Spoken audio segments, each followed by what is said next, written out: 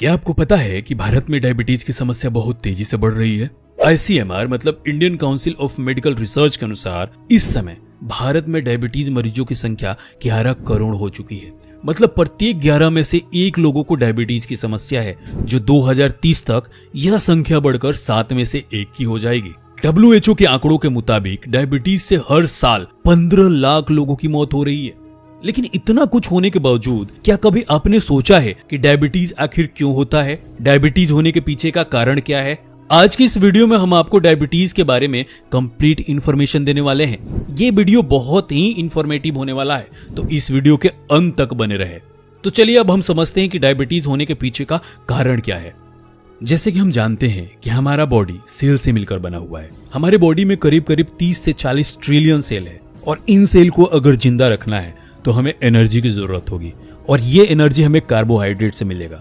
अब healthy condition में होता क्या है कि जब हम खाना खाते हैं तो हमारा फूड मतलब कार्बोहाइड्रेट डाइजेशन के बाद ग्लूकोज में बदल जाता है और हमारा बॉडी उस ग्लूकोज को ब्लड स्ट्रीम में अब्सॉर्ब कर लेती है, जिसकी वजह से ब्लड में ग्लूकोज का जो लेवल है वो इंक्रीज हो जाता है। जैसे ही हमारे ब्लड स्ट्रीम में ग्लूकोज का लेवल बढ़ता है तो पेनक्रियाज इंसुलिन हार्मोन प्रोड्यूस करना स्टार्ट कर देता है ताकि शुगर मतलब ग्लूकोज को कंट्रोल किया जाए। अब यहाँ इंसुलिन का काम क्या होता है? तो इंसुलिन ब्लड शुगर को कंट्रोल करने में महत्वपूर्ण भूमिका निभाता है। यह सेल के अंदर ग्लूकोज को पहुंचाने में एक चाबी की तरह काम करता है। जब ग्लूकोज सेल के अंदर इंटर करता है तो सेल के अंदर केमिकल रिएक्शन होता है और एनर्जी प्रोड्यूस होती है। इंसुलिन एक्सेसिव ग्लूकोज को लीवर में भी स्टोर करने का काम करता है, जिससे कि हमारे बॉडी को ग्लूकोज की जब भी जरूरत हो तो वहां से उसको यूज कर सके। लेकिन प्रॉब्लम तब क्रिएट होता है जब इंसुलिन वाला चाबी काम करना ही बंद कर देता है। मतलब ब्लड स्ट्रीम में आवश्यकता से ज्यादा ग्लूकोज यानी शुगर का लेवल हो जाता है। अब समझने वाली बात यह है कि शुगर का जो लेवल है ब्लड स्ट्रीम में इंक्रीज ही क्यों हो जाता है? तो शुगर का लेवल ब्लड स्ट्रीम में तब इंक्रीज होता है जब पेनक्रियाज में इंसुलिन का प्रोडक्शन कम होता है, क्योंकि इंसुलिन का काम शुगर को सेल में इंटर कराना है। लेकिन अब क्वेश्चन ये आता है कि इंसुलिन का प्रोडक्शन कम क्यों होने लगता है? क्योंकि पेनक्रियाज में प्रेजेंट बीटा सेल जो इंसुलिन का प्रोडक्शन करता है वो धीरे धीरे डिस्ट्रॉय होने लगता है और इन्हीं कारणों की वजह से शुगर का लेवल ब्लड स्ट्रीम में इंक्रीज होने लगता है और हमें डायबिटीज हो जाता है। जैसे जैसे ब्लड स्ट्रीम में शुगर का लेवल बढ़ता है वैसे वैसे ब्लड थीन से थिक मतलब गाढ़ा होता चला जाता है। और हम ये भी जानते हैं कि सेल के अंदर ग्लूकोज को एनर्जी में ऑक्सीजन कन्वर्ट करता है और ऑक्सीजन को एक जगह से दूसरे जगह ट्रेवल कराने का जो काम है वो ब्लड द्वारा होता है।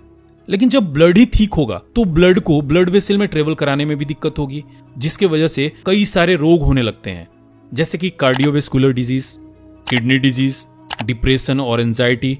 मर्दों में इरेक्टाइल डिसफंक्शन होने लगता है, brain stroke, glaucoma, weight loss इत्यादि बहुत सारे डिजीज एक साथ होने लगते हैं। अब आपको अच्छे से समझ में आ गया होगा कि डायबिटीज होने के पीछे का कारण क्या है। चलिए अब हम बात करते हैं टाइप 1 डायबिटीज और टाइप 2 डायबिटीज के बारे में। बात करें टाइप 1 डायबिटीज की तो ये अक्सर बचपन या किशोरा अवस्था में डेवलप होता है, लेकिन यह किसी भी उम्र में हो सकता है। यह डायबिटीज के सभी मामलों का लगभग 5 से 10% है। टाइप 1 डायबिटीज में हमारा इम्यून सिस्टम हमारे पेनक्रियाज में प्रेजेंट बीटा सेल को गलती से डिस्ट्रॉय करने लगता है। इसका कारण जेनेटिक फैक्टर हो सकते हैं या हमारी दिनचर्या हो सकती है। वही बात करें टाइप 2 डायबिटीज की तो टाइप 2 डायबिटीज आमतौर पर एडल्ट में डेवलप होता है। हालांकि मोटापे की बढ़ती दर के कारण बच्चों और किशोरों में इसका जो डायग्नोस है बहुत तेजी से हो रहा है। यह डायबिटीज का सबसे आम रूप है जो लगभग 90 से 90% मामलों में होता है। टाइप 2 डायबिटीज में पेनक्रियाज पहले की तुलना में कम इंसुलिन बनाता है और हमारा बॉडी इंसुलिन के प्रति रेजिस्टेंट हो जाता है। मतलब सेल के रिसेप्टर इंसुलिन को रिस्पॉन्ड करना ही बंद कर देते हैं। दोस्तों, अगर आप या आपके आसपास कोई भी समस्या से जूझ रहा है तो हाथ पे हाथ रखकर नहीं बैठना है, बल्कि इसका घरेलू आयुर्वेदिक उपचार करना है। तो चलिए आपको कुछ ऐसे घरेलू उपचार भी बता देते हैं जिससे डायबिटीज 1 महीने का भीतर कंट्रोल हो जाएगा। इसके लिए आपको जामुन, करेला, गिलोय, मेथी, गुडमार, आंवला, नीम, तुलसी का जूस बनाना है तथा आपको डेली 1 गिलास पानी में 1 कप जूस का सेवन करना है।